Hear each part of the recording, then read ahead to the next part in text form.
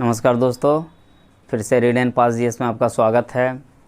और हम लगातार चल रहे हैं 1857 के विद्रोह के कई भाग पर। तो आज हम लोग भाग 4 की बात करेंगे और आपको आज हम लोग जो 1857 के विद्रोह के कारण को जानेंगे, उसमें आर्थिक कारण को जानेंगे।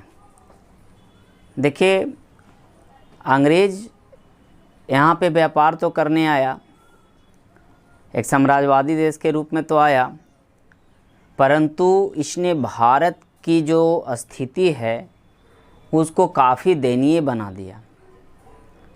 अब सवाल उठता है कि यहाँ पे जितने भी आपका व्यापारिक वर्ग के लोग थे, जो कुटीर उद्योग लघु उद्योग पर आश्रित थे, उसके उद्योगों को इसने नष्ट कर दिया।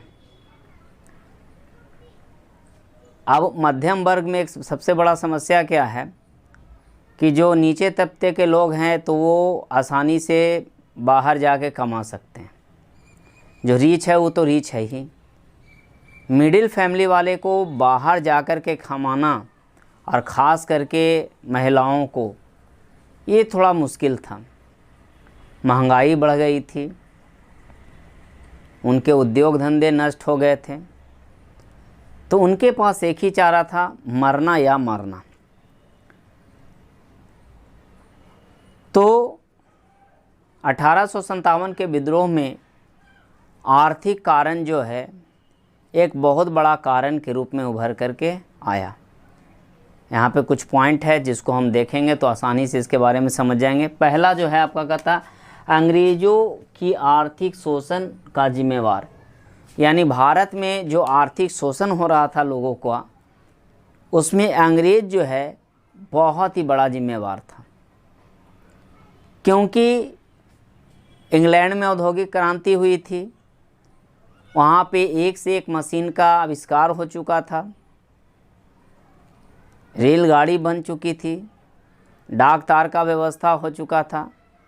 तो वहाँ पे जो प्रोडक्शन था वो काफ़ी इकोनॉमिकल था, लेकिन यहाँ पे लोग अपने मेहनत के बल पे उस प्रोडक्ट को बनाते थे, तो थोड़ा कॉस्टली पड़ते थे।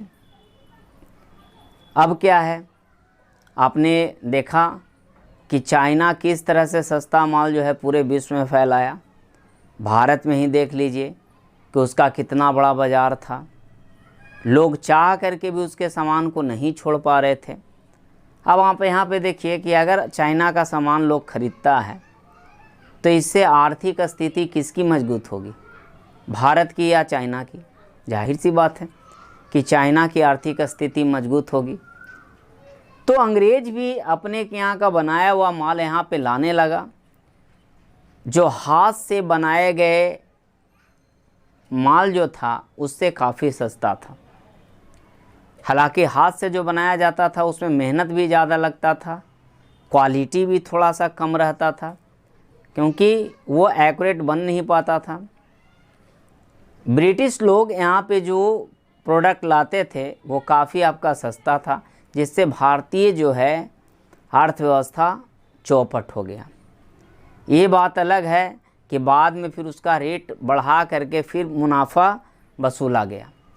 दूसरा कहता है कि भू राजस्व व्यवस्था, यहाँ पे भूमि पर अनेक प्रकार के व्यवस्था को लाया गया। रैयतवाड़ी, महलवाड़ी, ये ऐसी व्यवस्था थी जो किसानों की कमर तोड़ दी। यानी किसी न किसी बहाने से उन पर टैक्स थोपा जाता था, और टैक्स थोपे जाने के कारण किसान की स्थिति जो है दिन पर दिन बदतर होती जा रही थी। आपने देखा कि जो आदिवासी के इलाके थे वहाँ पर भी टैक्स उन्होंने लगाया, जिसके कारण आदिवासियों ने भी लोहा लिया या लड़ाई किया। आदिवासी जो है वो नहीं चाहता था कि अंग्रेज़ या जो शहरी ज़मींदार है वो इंटरफेयर करे, लेकिन अंग्रेज़ों के कहने पर जो ज़मींदार था, जो अंग्रेज़ था, वो उसके साथ भी हस्तक्षेप किया, जिसके कारण जो है आदिवासी भी इस विद्रोह में शामिल हुआ। किसान पे जबरन टैक्स लगाया जाता था। जब वह टैक्स पे नहीं कर पाता था तो उसकी ज़मीन जायदाद को छीन लिया जाता था। एक अंग्रेज अधिकारी कहता था कि अंग्रेज को चाहे तुम जैसे भी टैक्स दो आपको देना होगा, बल्कि आप घास बेच करके ही क्यों ना दो। टैक्स नहीं देने पर किसानों की चमड़ियाँ उधेड़ दी जाती थी। तो ये सब कारण से जो है किसानों में एक बहुत बड़ा रोष था। जो अंग्रेज आपका व्यवस्था लाई थी उस व्यवस्था से किसान जो थे वो काफ़ी नाखुश थे। इसके बाद दस्तकार, हस्तशिल्पकार की बड़ी संख्या जो है मजदूर में बदल गया था। यानी वह कल के डेट में एक व्यापारी के रूप में था,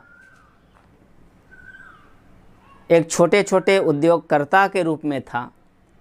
आज उसके व्यापार धंधे नष्ट होने के कारण वो एक मज़दूर के रूप में उभर कर के सामने आया। यानी मज़दूरों की संख्या में काफ़ी वृद्धि हो गई। जाहिर सी बात है कि कहीं ना कहीं उसके अंदर एक रोष था जो 1857 के विद्रोह में निकला। इसके बाद कहता है ढाका।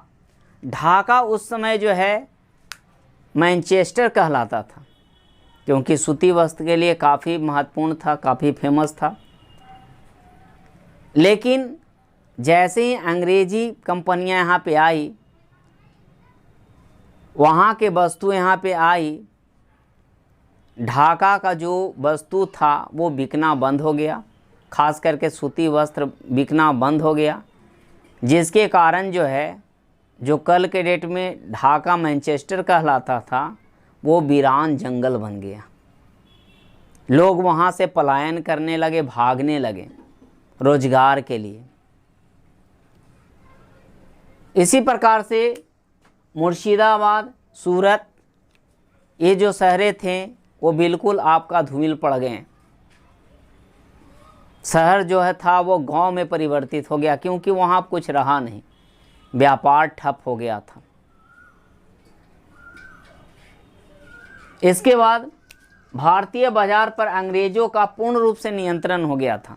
चाहे वो किसी भी प्रोडक्ट पे हो, चाहे आप चीनी की बात करें, चाय की बात करें, सूती वस्त्र की बात करें, मलमल वस्त्र की बात करें, ऊनी वस्त्र की बात करें, या अन्य ज़रूरी वस्तुओं की बात करें, सब पर अंग्रेज़ का नियंत्रण हो गया था। भारत आर्थिक स्थिति जो है भारत की वो काफ़ी दयनीय हो चुकी थी। लोग आत्महत्या करने लगे थे, क्योंकि कुछ ऐसे परिवार से बिलोंग करते थे जो कभी आपका बाहर कदम नहीं रखा था और उसको बाहर कदम रखना पड़ रहा था। तो इस लाज लज्जा के कारण वो आत्महत्या कर रहा था। इसके बाद कुटीर और लघु उद्योग नष्ट हो चुके थे। पहले ही बताएं कि जो भी यहाँ पे भारतीय लोग जो था छोटे मोटे काम करते थे, वो सारे आपका जो व्यापार है वो नष्ट हो गए थे। निर्यात, अब देख लीजिए एक और यहाँ पे जो अंग्रेज़ था भारतीयों का व्यापार को नष्ट करने में एक और चाल चला। क्या चाल चला कि अगर कोई भारतीय जो अपने वस्तु का निर्यात करता है तो निर्यात करने में मलमल पर 27% टैक्स लगाता था। अगर आप मलमल का वस्तु आप भेजते हैं वहाँ पे इंग्लैंड में, तो वहाँ पे आपको इसके लिए 27% जो है आपको कर देना पड़ेगा। उसी प्रकार से सूती वस्त्र अगर आप भेजना चाहते हैं, अगर कुछ व्यापारी इसको बना करके भेजना भी चाहता था तो उस पर 71% जो है आपका टैक्स लगाया जाता था।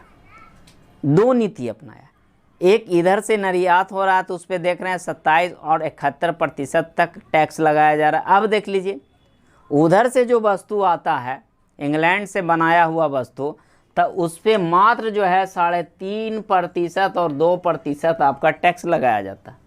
यानी वहाँ का जो सूती वस्त्र आता है उस पर 3.5% टैक्स और जो आपका ऊनी वस्त्र है उस पर 2% टैक्स। देखिए दो नीति, ताकि यहाँ वस्तु का निर्माण ना हो सके।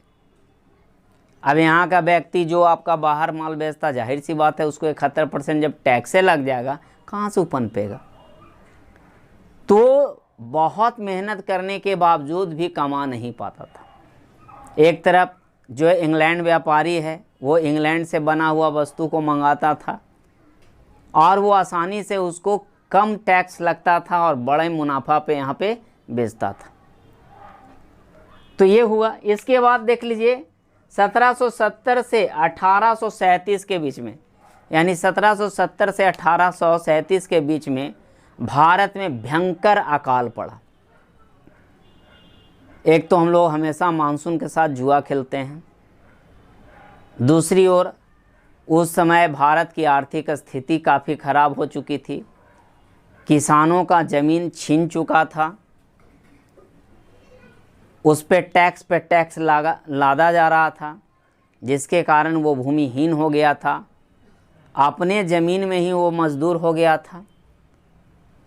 और एक क्या हुआ कि एक बड़ा अकाल आया जो लंबे समय तक 1770 से 1837 ईस्वी तक, और इस अकाल में लगभग 8 लाख लोगों की मृत्यु हुई। कल्पना कीजिए, सोच लीजिए। ये तो आंकड़ा तब हम बता रहे हैं जब ये सरकार इसको बताई। सोच लीजिए इससे भी कई गुना ज़्यादा जो है लोग मारे गए भूख से, प्यास से। और इस सब का जिम्मेवार अगर कोई था तो वो था आपका अंग्रेज़ सरकार या उसकी नीतियाँ। इसके बाद दादा भाई नौरोजी ने भी अंग्रेज़ों के धन निकासी पे बात कहा। उसने कहा कि भारत 1868 में 1868 में उन्होंने बताया कि एक भारतीयों का जो आय है वो 20 रुपया वार्षिक है। सोच लीजिए कितना कम था। उसी में आपको सारा गुजारा करना है, बुनियादी चीज़ से लेकर के कपड़ा लत्ता, दवा दारू सब करना है। दादा भाई नौरोजी बोलते थे कि यहाँ पे जो अंग्रेज पैसा खर्च कर रहा है तो इसके पीछे है कि वो ज़्यादा से ज़्यादा मुनाफा कमा करके वो पैसे को इंग्लैंड ढो करके ले जाए। और यही कारण है कि इंग्लैंड के जो लोग थे रातों रात नवाब बनते जा रहे थे, रातों रात नवाब बनते जा रहे थे। तो जाहिर सी बात है कि मरता क्या नहीं करता। लोगों के अंदर में एक रोज़ था, गरीबी था। ये मानता हूँ कि गरीबी के कारण वो काफ़ी कमज़ोर पड़ गया था, लेकिन उसके अंदर एक गुस्सा था, रोष था। उस गुस्सा को वो जाहिर करना चाहता था, बाहर निकालना चाहता था। इंग्लैंड के लोग जो है रातें रात क्या हुआ, नवाब बन गए, अमीर बन गए। और ये सब कारणों से जो है 1857 में विद्रोह जो हुआ उसमें सभी लोग शामिल हुआ एक साथ, और शामिल हो कर के अंग्रेज़ों के सामने जोरदार प्रदर्शन किया। तो आपने यहाँ पे देखा कि 1857 के विद्रोह में आर्थिक कारण कैसे एक बड़ा कारण के रूप में बना। तो नेक्स्ट टॉपिक में हम लोग चर्चा करेंगे सैनिक कारण पे, है ना। तो आप इसको बार बार पढ़ें, बार बार सुने, ताकि आपको आर्थिक कारण समझ में आ जाए कि क्यों आर्थिक कारण जो है 1857 के विद्रोह में एक अहम स्थान रखा। तो आप इसको बार बार सुने। तब तक के लिए धन्यवाद।